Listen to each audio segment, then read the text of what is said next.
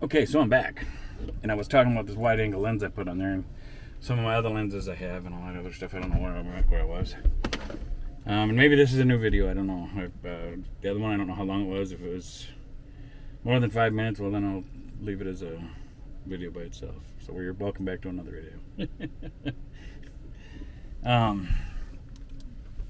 So since it's been almost a year now, I'm about a week away from a year of being out of work and having nothing. And it's been 4 years since my mom died.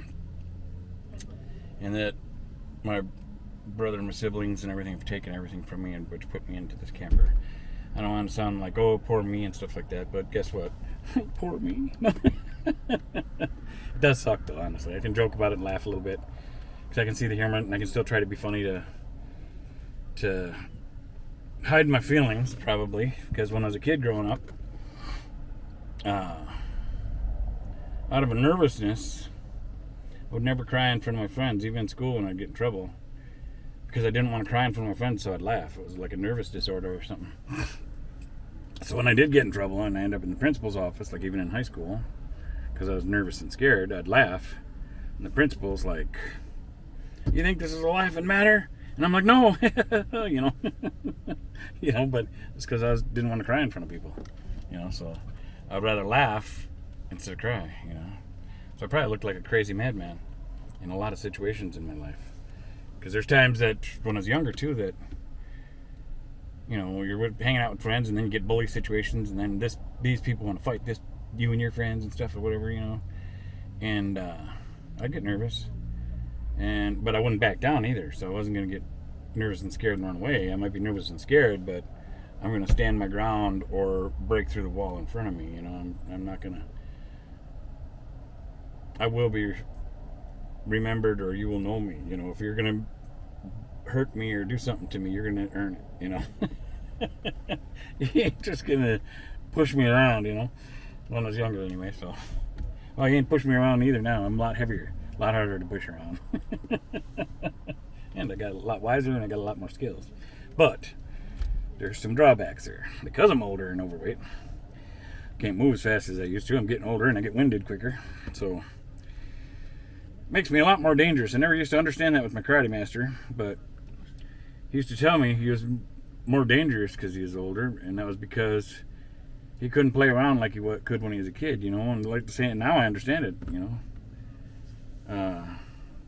when you get to where your body gets winded quicker and you just don't have the endurance and stuff, well, you get a little more scared of your self-preservation. So even though I'm a man of God and I believe I'm very close with God and I don't want to hurt nobody, if I was in a situation like that, or an altercation, or if I'm close enough, if somebody's close enough to me, like when I was bouncing, I had some incidences where people either tried to pull a knife on me or gun, and I handled it fine. I was young and agile and knew how to do all kinds of cool hand techniques and all kinds of cool stuff. Well, anyway, and I made it through every one of them. And matter of fact, in all the years of bounce, some people would say I'm lucky. Some people I trained with in martial arts would probably say I had a lot of skill. And myself and other people that know God would say it's God. Because God rules it overall. But God kept me protected, because in all the years I did that, I never got socked in the face or doing security. I did get my nose broke once, but that was a different situation. Man, I'm just all over the map, ain't I? So anyway, I hope this wide angle lens is working out good. I'm going to turn it a little bit more, and so you can kind of see. I don't know how this can turn out. I'll have to see it in editing. I don't know if those guys are going to show up on the camera or not. How far can I get over here? I'm going to turn me in a little further here and see. No, they're not. Okay, well, oh, wait a minute. I got an idea. Where's my phone? I got all kinds of ideas. We're going to set this up here. And where am I at here? So then I'm going to go to my phone. And I'm going to see if I can link with this camera right now. Hopefully it'll work. Because if it does, then I control the gimbal and I'll show you what I can do. Oh, I ain't going to show you everything I can do, because I can do a lot of stuff. But if I can link with this camera, I'll show you a little bit of stuff I can do with the camera. Okay, come on, connect, baby. It's trying to connect. See, look, it's trying to connect.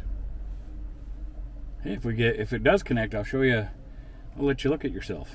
Wouldn't that be amazing if I could do that and held it up there, and then you could see yourself looking through your TV or your device?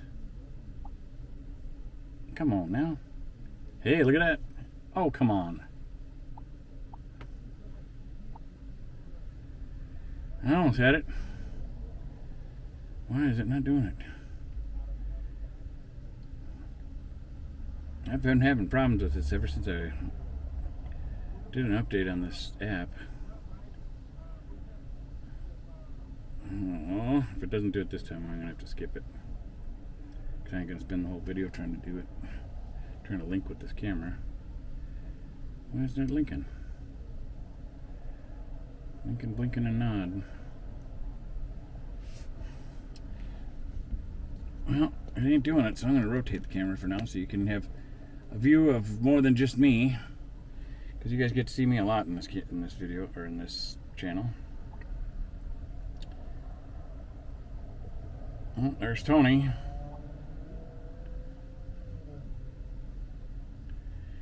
So Tony's now pulling in, or backing in over there. So I'm gonna probably end up getting off the camera here if he comes walking over here. And I don't know how wide angle this lens is, but I'm about to find out. I think it might be seeing both of them. So I need to go like this here, and I need to go like that there. See if I can scan for a Wi-Fi signal.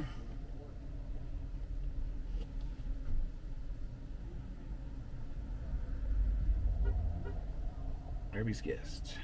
There we go, we'll save that. And if Tony comes over here, then I will let you guys go. But if he doesn't come over here, then I'm going to keep making a video. So, people tend to gravitate around me, and it happens a lot.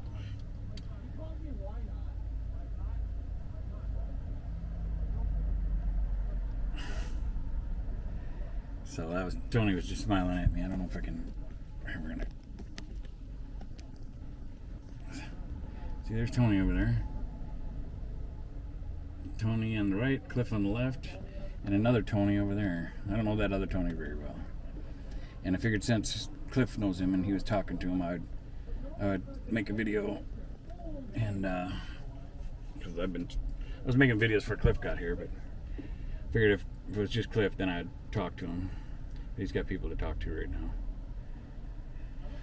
So that's what I'm doing.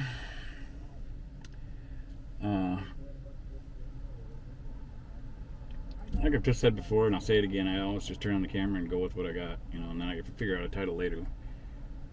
This is very different than any other YouTube channel out there. But another thing I can honestly say is that a lot of channels I like that are inspirational, that are, Christian channels or talk about God and stuff, that I listen to a lot, especially when I'm starting to really get stressed in life, because they have some good positive messaging in it.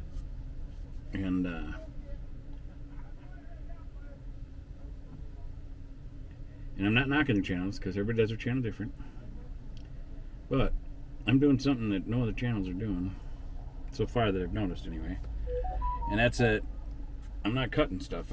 I just turn it on and record and let it run. Which makes it a little easier for me in editing, so I'm not spending a whole bunch of time editing. But you'll notice in other channels, where somebody's sitting in front of the camera talking the whole time, you'll notice their head glitch and twitch in between when they're saying stuff. Well, that's because they're cutting stuff out of the middle, or they had a blooper. They fumbled up, or they had to say something over and over again to get it right, and then cut out all the bad spots, or whatever. However they're doing it.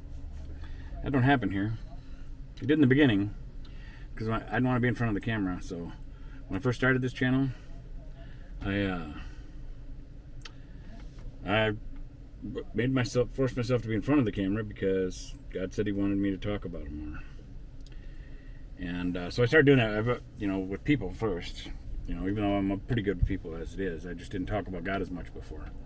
I just interacted with people very well, and then they'd see my faith and how close I was with God just from me being me.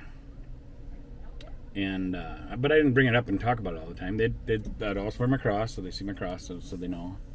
And it would casually come up in conversations, but I would never like put it out there, unless somebody else talked about it. Really, I didn't talk about it too much.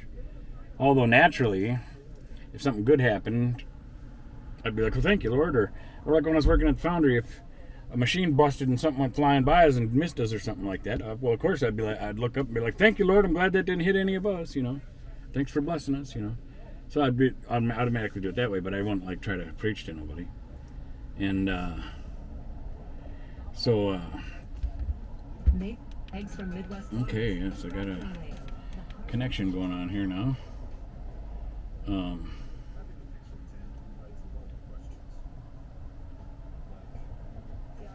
Okay, I'm gonna pause this for now.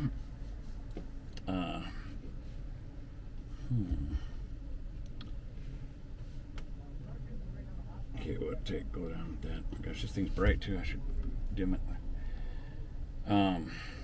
So anyway, what I started saying is that I'm not knocking any of the channels. Everybody does everything their own way, but I am trying to brag my channel up a little bit in a different way. Whether it's boring or not, it is real. This is probably realer than any channel out there.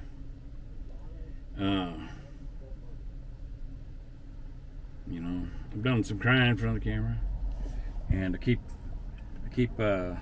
microfiber cloths around here close to me, so just in case I get in an intense subject and I do start crying and my eyes start welling up, I've got something to dab my eyes, okay, especially if I'm driving, because I don't want my eyes to get all blurry and get in an accident.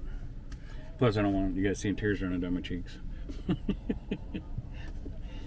So it was a pretty big step for me to just put it all out there in front of the camera, but God wanted me to start talking about him. So I did that with people, and then I thought, well, he was pretty adamant about it. And it sounded, the way I felt about it was a big thing. Like, he wanted me to talk about him because it was a big thing. Like, because me talking about him was going to, like, reach a lot of people or something like that. Well, when I started doing that at the foundry where I was working, I was like, I was still feeling God wanted me to talk about him, but I was already doing that, but it just felt like it wasn't enough, like, he wanted more. So that's why I started this channel, and I started thinking, well, if I didn't want to be in front of the camera, but if I get on social media, well, that's a pretty big crowd, And I almost wasn't going to do it because my life's all messed up, because now I'm out of work, and my family situation's all ugly, everybody's greedy, and it's turning into whatever the ugliness is, I'd like to say demons, but that's just me. Maybe there are, I don't know. But I don't want to bash people because it ain't for me to judge, As much as it hurts my heart and I'm disappointed, I have every right to feel hurt and disappointed by all my siblings and people that were supposed to be my friends and stuff. I'm a human being, so I have every right to feel sad or hurt or betrayed, or to be stolen from and all this other stuff, and people, I don't get why people can be so rotten and want to make somebody miserable and just try to strip their life down. They'd be happy to see a homeless laying on the street bleeding, or something, where they'd be like, oh yeah, I got it better than him, Yeah, we did that to him, That's kind of what some of these people are like, It's really terrible. Just weird how some people can be, but I have the right to feel sad and feel hurt by it all, and I do. But I forgive them as much as I still have sadness and hurt there. I forgive them. So, and I've done it well because I've moved on in my life. I didn't hold on to all that stuff. Now, every now and then it'll come stirring up a little bit. Because especially as stuff's dragging on, my life's more of a struggle, and I've had over $100,000 stolen from me that maybe I won't yet. Maybe that'll still settle, but it's been 3 years or more with this probate stuff. And that's just in the estate that's taken from me from siblings that were never even around. I was the one that put the money in to buy the place. I'm the one who spent 7 years of my blood, sweat, and tears building parking pads and cutting trails through woods, and it was me. It wasn't none of my siblings, And yet everybody else wanted to come take everything, It's weird how that works. So you can understand why I might be a little upset about it, or hurt, or sad, or whatever. Like I said, the old me would have went around and started knocking people's teeth out or something, but that ain't me no more, as much as it hurt. And God told me He'd take care of it all. He just told me to keep doing what I'm doing. He said there are going to be some more bumps in the road, but everything's going to work out this time. And wanted me to just keep my faith, and I've always had faith in the Lord. You know, even when I was younger and I was taking justice into my own hands, if anybody I ever scrapped with, I didn't scrap with them to be mean or that. I wouldn't scrap with somebody unless I really believed it was justified in the eyes of God. You know, like if somebody's beating up a woman, I won't stop them from beating up on that woman. You know, or something, or if they're abusing a child or something. You know, I couldn't help it. It's my instinct. I had to stop in and stop that. You know. But just because I stop it, or I might have to fight with them or hit them or whatever in the process of it, doesn't mean I'm gonna, kick them while they're down and keep putting the boots to them or something. That's never been that way, you know. But somewhere along the way, that changed. All my scrapping, and the Lord told me no more. He said, "You let me take care of this stuff, and you just keep moving forward." And I'm glad He did. It ain't been easy, especially like with my brother and stuff. Boy, all this ugliness and meanness. A lot of my mom's side of the family saying all the mean things I should do to him because he's so rotten. And I just said, no, God will take care of it. God will take care of it. You know. Well, here we are 3 years later. I keep saying God will take care of it. Well, now I'm a year into being out of work with nothing. I'm still saying God's going to take care of it. God's going to change things. I feel like my hands are tied because I don't know how to say this. But I feel like God told me He didn't want me to work a normal job anymore. So I don't know if He didn't, but every time I'd go to apply for jobs, I'd feel Him saying, "No, be still, right? Trust me, rest, relax." And that was in the beginning. It was needed because the founder was hard on me, and my body had a lot of healing to do, and it did. I healed up pretty dang good. Sorry about that. Well, that's the real me coming out. So I don't know. Here we go again, just babbling on about stuff. Let's see how long I'm going here. Oh, it's a long one. I better let it go. Once again, thanks for watching. Talk to God about anything. And when you talk to Him, that's praying to Him. Or you can talk to Him if you don't want to. If you just want to talk to Him, you can talk to Him too. But if you want to pray to Him, you can just talk to Him. You don't have to pray any special way. If you're talking to Him, you're doing it right. It's all okay. You can just be you. And if you can't put it into words, if you're just thinking it because it's too emotional for you to get out or something, He knows. He knows what you're thinking. And even if you can't even get all the thoughts out and the tears are flowing, He knows. He knows. Trust me. He does. So God bless you. Thank you for watching. And I'll see you on the next one.